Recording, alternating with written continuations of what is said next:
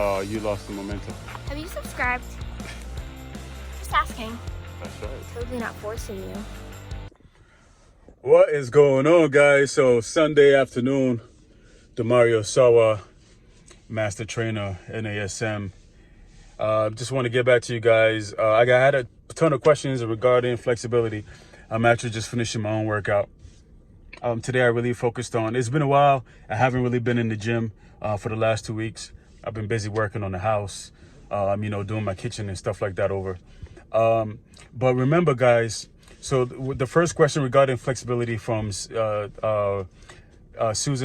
Wright, or Ride, if I'm saying your name right. I hope I'm not killing it.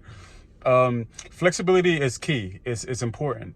Your human body, it needs a whole bunch of variants. It needs a strength component, the flexibility component, the stabilization component, the reaction and ground forces component as well, cardiovascular, all these aspects.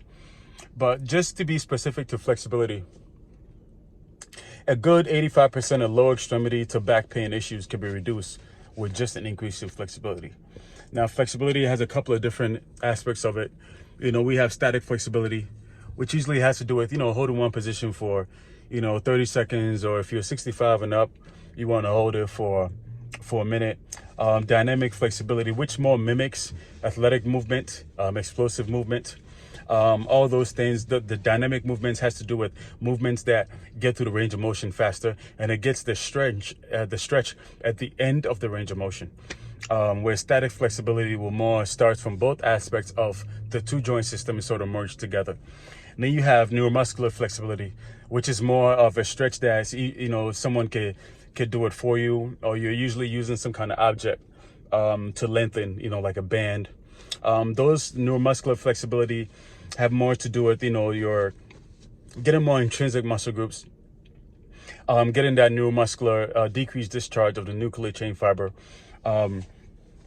We also have PNF flexibility, proprioceptive facilitation flexibility, which usually that is done with mobilization by like an expert like myself or someone else, which has to do with, big joint movement, very intrinsic, and those are very, very tough, not just for the trainer, but more importantly for the client, and they're very specific and they really work.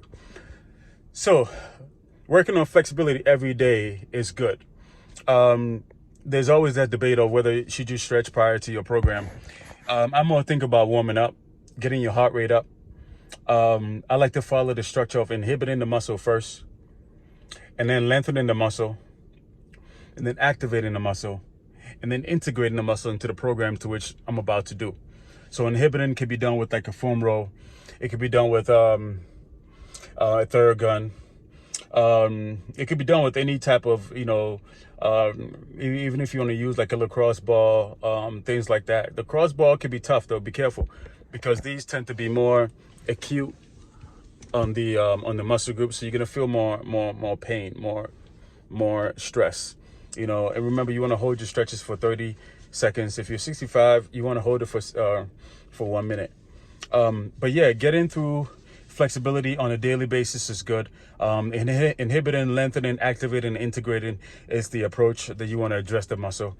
So using a gun, as I mentioned first, and then going into stretches, whether it's, open book concepts, stretches on the ground, static, neuromuscular, all those categories that I mentioned earlier. You can pick any one of those. And then activating, so we find the muscle groups to which needs that inhibition or that's not firing, and we can activate that, and then we take that concept and then apply into an integrated firing sequence where we tie that whole thing together. So working your flexibility every day, but remember to learn the different aspect. I'll tell you this: start off with learning the different aspect of flexibility.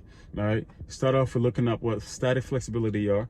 Start off looking up what neuromuscular flexibility is. Start off looking up what PNF flexibility is, and started looking at what dynamic flexibility is. Even your walking gait. All right, gait is a form of dynamic movement. All right, so dynamic movement has to do with mimicking, either athletic movements or explosive movement or isolated movement counterlaterally.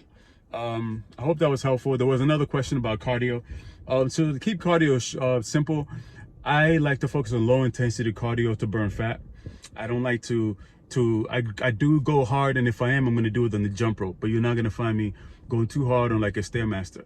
Then I tend to lose my muscle, you know. So right now, lately what I do is I just focus on a lot of jump rope. Even prior to the actual jumping of the using a jump rope, I do a bunch of jumps even before that for about 5-10 minutes, just getting the joints and ankles and stuff like that active.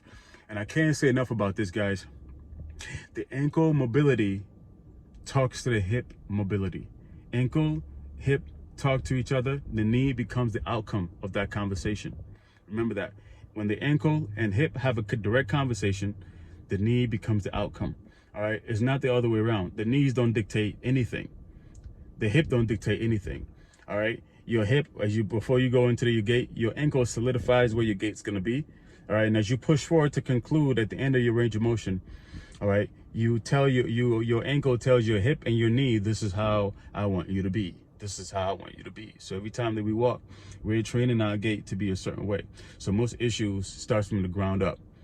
All right, this is why as performance enhancement specialists, we focus on your lower body and then work our way up. All right, we're signing out, guys. Peace.